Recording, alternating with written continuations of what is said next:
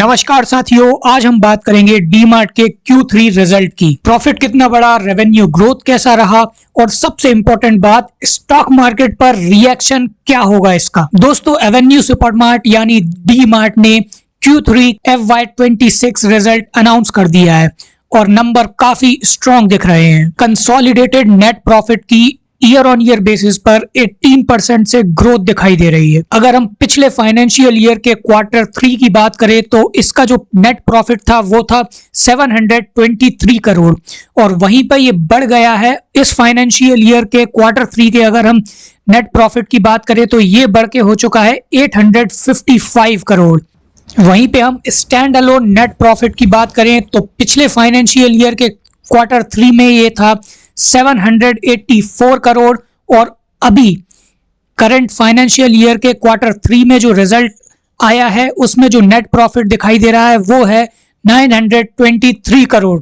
वहीं पे अगर हम रेवेन्यू फ्रॉम ऑपरेशंस की बात करें तो इसका जो टोटल रेवेन्यू फ्रॉम ऑपरेशंस निकल के आ रहा है वो है 18,000 करोड़ से भी ज्यादा का। इसका मतलब क्लियरली ये है कि डीमार्ट का कोर बिजनेस अभी भी बहुत स्ट्रॉन्ग है। स्टैंड अलोन रिजल्ट डीमार्ट के रिटेल ऑपरेशंस का ही रेवेन्यू प्रॉफिट दिखाता है।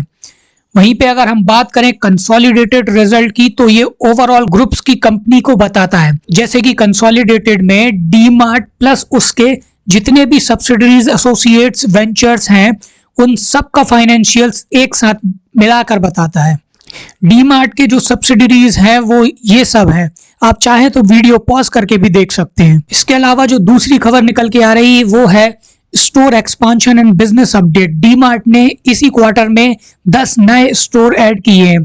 तो आज की डेट में अक्रॉस इंडिया डीमार्ट के पास टोटल 440 से भी ज्यादा स्टोर हो चुके हैं। कंपनी ने बताया कि एसेंशियल प्रोडक्ट्स में डिफ्लेशन की वजह से रेवेन्यू ग्रोथ थोड़ा सा प्रेशर में रहा, लेकिन वॉल्यूम ग्रोथ और कॉस्ट कंट्रोल ने प्रॉफिट को सपोर्ट किया। इसके बाद में अगर हम बात करें तो मैनेजमेंट से एक बहुत बड़ी खबर निकल के आ रही है कि जो अंशुल असावा है ये 1 फरवरी 2026 से डीमार्ट के नए सीईओ और एमडी बनेंगे, जिन्होंने रिप्लेस किया है नवेल नोरोहा को। मैनेजमेंट चेंज हमेशा एक लॉन्ग टर्म पॉजिटिव या रिस्क फैक्टर होता है।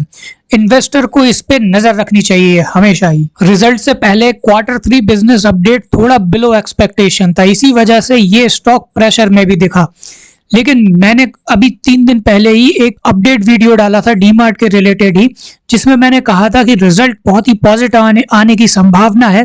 और ऐसा मुझे क्यों लगा था, क्योंकि जो प्राइस फ्लक्चुएशंस था इस डीमार्ट में वो अपसाइड का बहुत ही बढ़िया दिख रहा था मुझे, और इसीलिए मैंने एक अपडेट वीडियो भी बनाया था 3 दिन पहले ही कि रिजल्ट बहुत अच्छा आ सकता है। अगर इन्वेस्टर्स व्यू की बात करें तो शॉर्ट टर्म में वॉलेटिलिटी बनी रह सकती है, लेकिन लॉन्ग टर्म में ये एक बहुत ही अच्छा ब्रांड है, कैश रिच बिजनेस है, कंसिस्टेंट एक्सपांशन कर रहा है, तो बहुत ही अच्छा देखने में लग रहा है। लॉन्ग टर्म इन्वेस्टर के लिए DMart remains a quality stock but entry price matters. और भी बहुत सारे नए नए स्टोर्स जो हैं डीमार्ट आज की डेट में खोल रहा है, बहुत छोटे छोटे शहरों में भी खोल रहा है।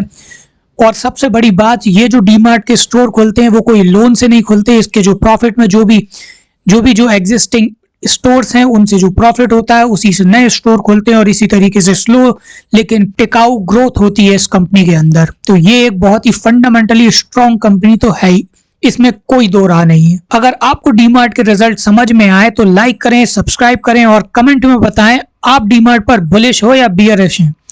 तो मिलते हैं अगले वीडियो में, तब तक के लिए धन्यवाद।